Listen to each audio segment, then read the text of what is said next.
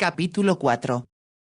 Sentado en el café Anglais, el duque esperaba a Antonia. Al enviar a su ayuda de cámara a preguntar si estaba lista para salir con él, le sorprendió enterarse de que ya se había ido. Se había despertado temprano, como de costumbre, y cuando desayunaba leyó los periódicos franceses. El día anterior, cuando él y Antonia arribaron a Calais, fue un impacto enterarse de las noticias. Habían viajado con gran comodidad en un vagón reservado del tren más rápido que cubría la distancia hasta Dover. Allí, después de abordar el yate del duque, habían pasado una tranquila noche a bordo mientras cruzaban el canal. Al llegar a Calais los aguardaban dos carruajes, uno para ellos y otro destinado a la ayuda de cámara del duque y el equipaje. Gracias a la excelente organización que prevalecía en todos los asuntos de su señoría, durante todo el viaje no habían sufrido el menor contratiempo. Al llegar a París, se habían encontrado con que la casa que un amigo le prestara al duque era tan encantadora como esperaban. Situada junto a los Campos Elíseos, estaba decorada al estilo Luis XIV y Antonia quedó fascinada por la tapicería, los cuadros de Boucher y Fragonard y las exquisitas alfombras de Aubusson. Pero a pesar de la comodidad, había sido un viaje agotador y el duque supuso que Antonia dormiría hasta tarde. Al enterarse de que había salido a las 9 de la mañana había pensado con una sonrisa que no perdía el tiempo. ¿Eres muy rico?, le había preguntado cuando se acercaban a París. Depende de lo que quieras comprar. Creo que lo sabes. Ropa, aunque el pequeño ajuar que me compró mi madre es nuevo, no me queda bien. El duque había observado lo que llevaba puesto y pensó que si bien la condesa demostraba un impecable buen gusto en la elección de la ropa de su hija mayor, no lo usaba con Antonia. No sabía de qué se trataba con exactitud, tal vez el exceso de adornos o los tonos pastel, pero lo cierto era que Antonia parecía una cursi novia inglesa. Sin embargo, su tacto le impedía decírselo, así que se limitó a responder con una sonrisa. Estoy seguro de que no me llevarás a la bancarrota. Supongo que te propones visitar a Ward, solo si estás seguro de poder pagarlo. Lo estoy. Y su ropa es famosa. Todas las mujeres de la emperatriz para abajo desean que las vista Frederick Ward. Tal vez no desee ocuparse de mí, comentó Antonia con humildad. Entonces exclamó. Pero claro, lo olvidaba. Ahora soy una duquesa. El duque se rió y sin mucha curiosidad se preguntó qué haría Ward de Antonia. Pero se olvidó por completo de los vestidos y hasta de las diversiones de París al enterarse de las noticias que publicaba la prensa francesa. Parecía, aunque no podía creerlo, que Francia estaba a punto de entrar en guerra contra Prusia. Apenas la primavera pasada reinaba una gran paz en todo el continente, lo que durante años no había sucedido. Solo 2 semanas antes, el nuevo secretario del Exterior inglés, Lord Granville, le había comentado con entusiasmo al duque que no había ni una nube en el cielo. Se disfrutaba de tranquilidad en todas partes. El único inconveniente residía en que era el verano más caluroso que se había sentido jamás y en diversas regiones de Francia amenazaba la sequía, así que los campesinos rezaban por que lloviera. Por eso le sorprendió descubrir que los periódicos estuvieran repletos de noticias acerca de una guerra incipiente. El duque estaba convencido de que el emperador, a quien conocía desde mucho tiempo atrás, de hecho desde que estuviera exiliado en Inglaterra, no deseaba la guerra. Pero se enteró de que su secretario del Exterior, el severo duque de Graumont, ejercía una fuerte presión sobre él. Su odio contra los prusianos era una cuestión personal porque jamás había perdonado que Bismarck lo llamara el hombre más estúpido de Europa. Cuando el duque, privado de la compañía de Antonia, se dirigió al Palais Royal a tomar el aperitivo antes del almuerzo, encontró a varios conocidos con quienes discutió la situación política. Es la emperatriz la que está decidida a que ataquemos a Alemania, le dijo uno de ellos. Yo mismo la escuché declarar de forma dramática al mismo tiempo que señalaba al príncipe imperial. Esta criatura nunca reinará a menos que nos paguen por las desgracias de Sadowa. Creo que el emperador no está bien de salud, comentó el duque. Así es, sufre las torturas del infierno a causa de una piedra en el riñón. En ese caso me parece poco probable que entran en guerra. Sin embargo sentía que sus amigos no estaban convencidos y cuando leía el periódico francés Le Figaro en el Café Anglais advirtió que la mayor parte de los artículos tenían la evidente intención de enardecer los ánimos. Gracias a Dios, pase lo que pase, Inglaterra no se verá comprometida, pensó. Sabía que Inglaterra, al igual que la mayor parte de Europa, se inclinaba del lado de los alemanes. Como la reina tenía parientes alemanes, parecía inevitable que se inclinara a favor de los prusianos más que del emperador Luis Napoleón, a quien siempre había criticado por su comportamiento personal tanto como el de su alegre capital. Todo se resolverá, pensó el duque, y como en otras ocasiones, solo quedará en unas cuantas desavenencias diplomáticas. Volvió a mirar el reloj. No pudo evitar la idea de que si en lugar de él fueran caballos los que esperaban, Antonia ya habría llegado. El Café Anglais, el más elegante y famoso restaurante francés, estaba repleto. Muchos hombres almorzaban solos, pero también había algunas mujeres muy atractivas. Todas usaban el nuevo estilo de vestidos, con un pequeño polisón detrás y ceñidos al cuerpo en la parte delantera. 2 años antes se habían abandonado las crinolinas y aunque en Londres aún se veían de vez en cuando, en París era como si nunca hubieran existido. Desde hacía varios años, el duque ya había descubierto lo fascinante que era París. Allí imperaba el placer, criterio impuesto por el emperador, que jamás rechazaba la tentación de un nuevo rostro bello. Luis Napoleón no solo era famoso por sus amoríos, sino también por su encanto y galantería, lo que había confirmado la reina Victoria al expresar por escrito: con un hombre así una no se siente segura ni por un instante. Pero no era seguridad lo que hombres y mujeres buscaban en París, y las grandes cortesanas de ese periodo gastaban más dinero y alardeaban de mayor poder y menos moralidad que en cualquier otra época de la historia. Por sus manos pasaban inmensas fortunas y hasta un magnate egipcio podía descubrirse arruinado en menos de 2 semanas. Se decía que el emperador le había obsequiado a la hermosa condesa de Castiglione un collar de perlas por valor de 432.000 francos, además de una pensión de 50.000 mensuales para gastos menores. Hertford, por su parte, que tenía la reputación de ser el hombre más tacaño de París, había pagado 1 millón por el placer de pasar una noche a su lado. El duque, sin embargo, durante sus visitas a París, jamás se vio en la necesidad de gastar sumas tan elevadas. La mayoría de las mujeres solo buscaban su compañía porque les agradaba, no por lo que pudiera ofrecerles. Se disponía a volver a sacar su reloj cuando advirtió que los ocupantes de una mesa cercana volvían la cabeza hacia la puerta de entrada. El capitán de camareros hablaba con una dama recién negada y aunque se hallaba un tanto lejos del duque, este pudo notar, al igual que los caballeros que lo rodeaban, que tenía una figura exquisita, vestida de rosa flamingo con toques de blanco que le otorgaban una indescriptible elegancia. Su traje revelaba el contorno de sus senos y la esbeltez de su fina cintura. Al caminar por el restaurante atraía la mirada de todos los presentes y el duque no pudo evitar murmurar para sí: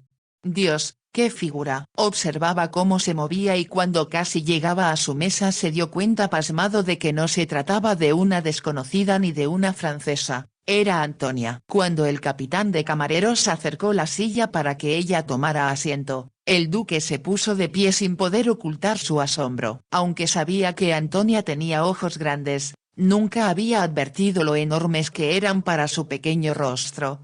Ni que tenía un cuello largo y hermoso. Ahora, con el cabello arreglado en un peinado que aún no se usaba en Londres, sí que le daba nueva altura. Parecía completamente distinta de la insignificante mujercita que había llegado con él a París. El pequeño sombrero en lo alto de su cabeza, que consistía solo en algunos lazos del mismo color de su vestido y unas pocas rosas blancas y pequeñas, era de una exquisita elegancia. El ángulo en que estaba colocado y el tono de su cabello le brindaban un aire pícaro y fascinante, en tanto que el vestido. El duque volvió a observar la perfección del cuerpo de su esposa al mismo tiempo que se preguntaba si debía molestarle que todos los demás hombres del lugar, aparte de él, lo notaran. «No te reconocí al principio». El rostro de Antonia se iluminó con una sonrisa.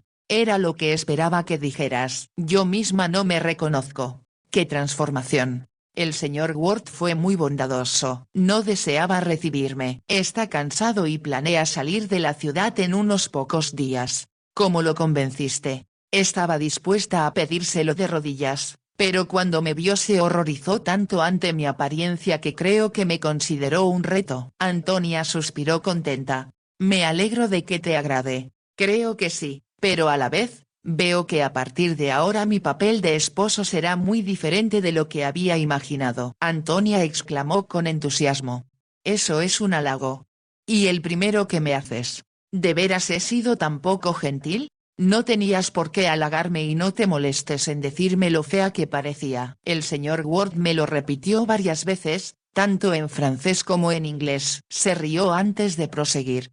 Irá a Inglaterra dentro de un mes y ya comenzó a planear mi guardarropa de invierno. Solo espero que seas tan rico como se dice. Veo que tarde o temprano será necesario elegir entre ropa y caballos. Eso no es justo. Sabes bien lo que elegiría. A medida que transcurrió el día, el duque pensó con extrañeza que en lugar de charlar con seriedad como lo había hecho antes, ahora le resultaba muy fácil coquetear con su propia esposa. Era absurdo que la ropa hiciera tanta diferencia, pero ahora en lugar de parecer una sencilla joven criada en el campo con quien no tenía nada en común más que los caballos, Antonia, vestida por Ward, había adquirido un aura de glamour. Después del almuerzo visitaron a unas amistades del duque y la charla giró alrededor de la amenaza de guerra. No me importa decirle señor duque, comentó uno de los invitados, que hice una fuerte apuesta a que la guerra se declarará si no esta noche, a más tardar mañana. ¿No está preocupado?, preguntó Antonia. El francés sonrió.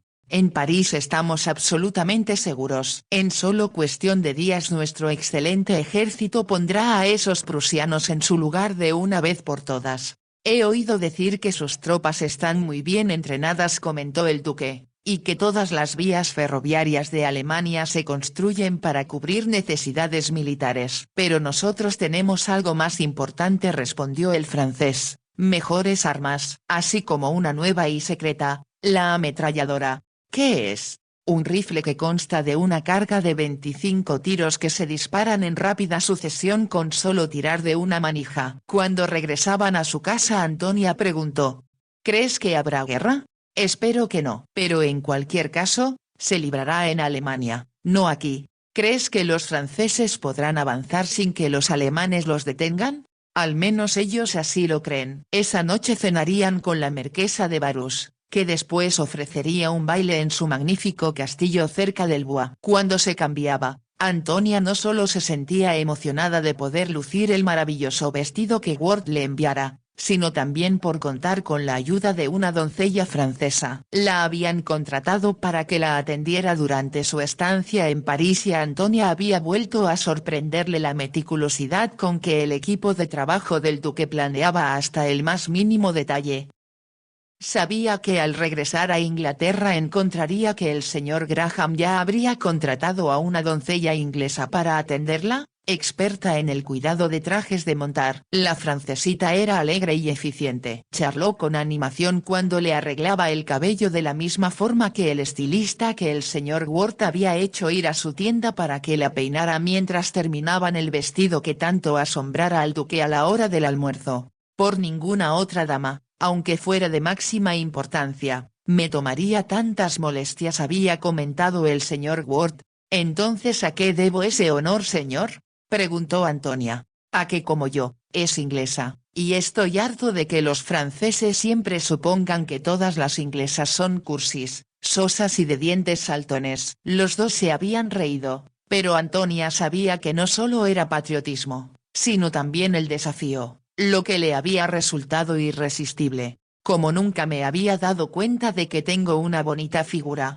se preguntó al observarse en el espejo. Su largo cuello, la forma perfecta de sus orejas, sus enormes ojos, todo resaltado por el alto peinado de su cabellera oscura, eran descubrimientos que la emocionaban. Cuando entró en el salón donde el duque la esperaba para dirigirse a la cena, vestida con un traje de tul de color naranja dorado, resplandeciente de diamantina y adornado con mimosas, Por primera vez en su vida se sintió atractiva y romántica. Notó el destello de admiración en los ojos del duque. «Me siento muy orgulloso de ser tu pareja», exclamó él, y advirtió que un rubor de alegría teñía las mejillas de Antonia. Y si le quedaba alguna duda, fue eliminada por los múltiples halagos con que la recibieron y por la actitud de sus dos acompañantes en la mesa de la cena. «Es usted encantadora, fascinante.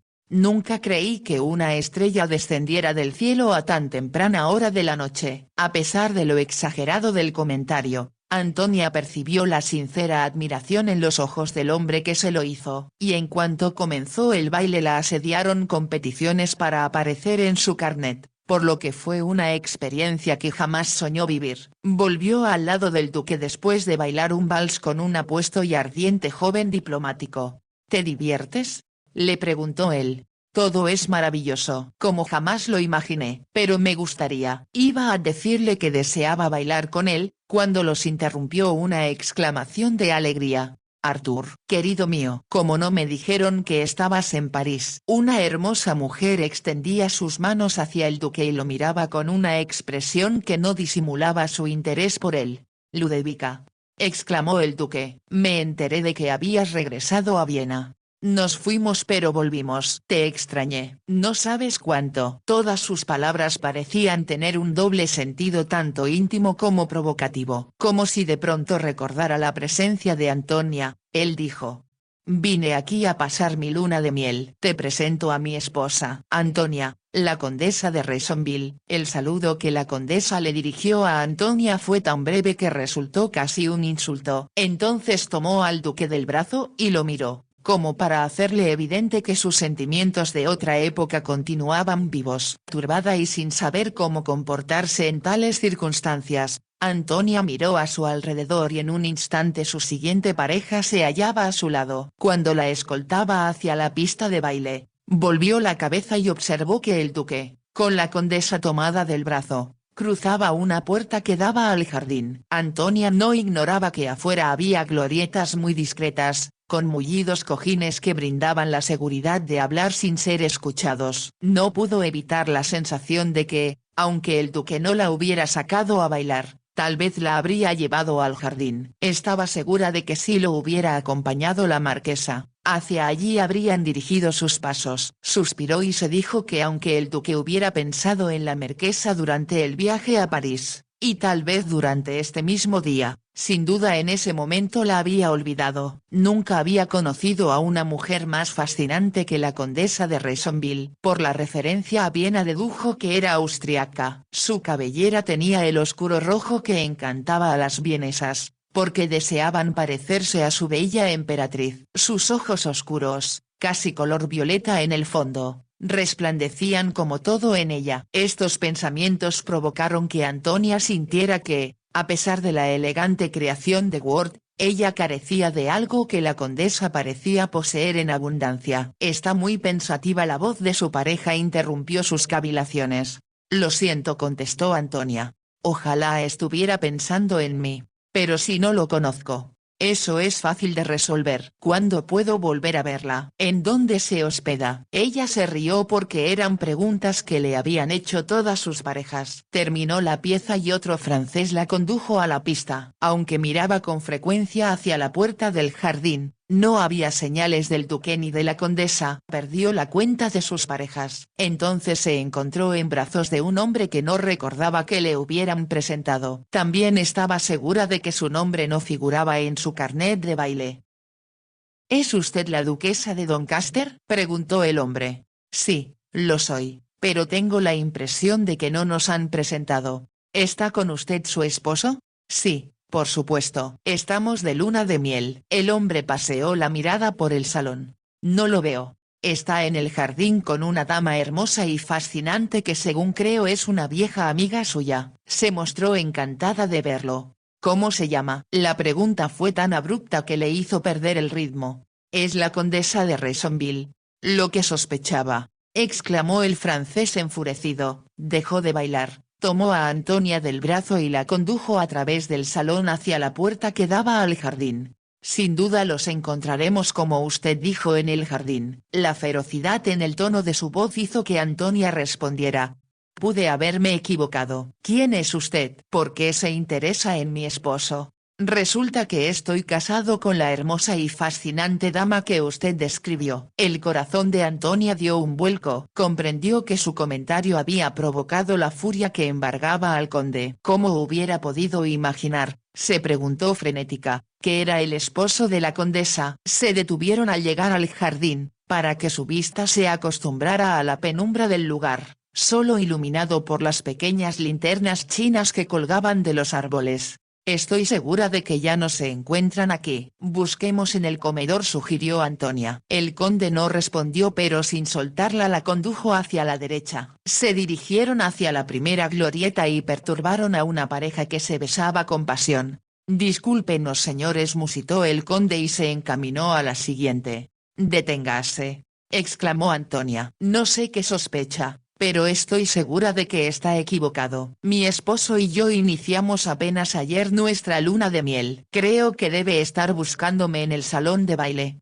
Encontrará a su esposo, señora, en el mismo lugar donde encontremos a mi esposa. Antonia comprendió que, a menos que hiciera una escena, no podría detenerlo. Interrumpieron varios idilios más, de forma tan abrupta que Antonia esperaba que no la hubieran reconocido. Cuando se aproximaban a la quinta glorieta, percibió la voz del duque, aunque no pudo entender lo que decía. Como temía que pudiera encontrarse en una actitud comprometedora con la condesa como el resto de las parejas, gritó. Arthur, Arthur, ¿en dónde estás? Su grito indignó al conde, que la miró enfurecido. Encontraron al duque y a la condesa sentados en los mullidos cojines. Nada indicaba huellas de intimidad entre ellos, pero si así hubiera sido, pensó Antonia con satisfacción, habían tenido tiempo de separarse al escuchar su grito. Al ver al conde se quedaron petrificados. Jacques, ¡qué encantadora sorpresa!, exclamó por fin la condesa. No te esperaba. Es evidente, respondió el conde con la mirada fija en el duque. Buenas noches, Rezonville, saludó el duque con voz tranquila. Acabo de enterarme de que regresaron a París. Lo previne la última vez de que se mantuviera apartado de mi esposa, contestó el conde con agresividad. Querido amigo, solo me felicitaba, como espero que usted lo haga por mi boda. Así le expresaré mis felicitaciones. Con su guante golpeó el rostro del duque.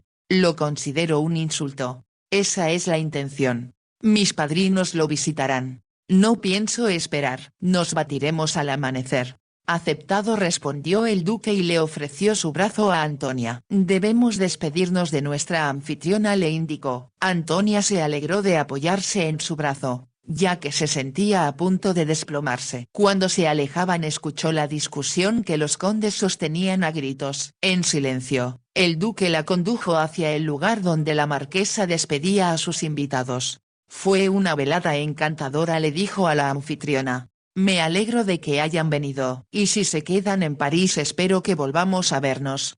A mi esposa y a mí nos encantará. El duque besó la mano de la marquesa. Antonia hizo una leve reverencia y entonces abordaron el carruaje que los esperaba. No puedes batirte con él, exclamó por fin. No tengo alternativa. Debo disculparme, Antonia, por esa experiencia tan desagradable para ti, pero hace tiempo que el conde deseaba retarme. Al recordar la actitud de la condesa, Antonia pensó que probablemente tenía razones para sentirse celoso, pero solo pudo exclamar atemorizada.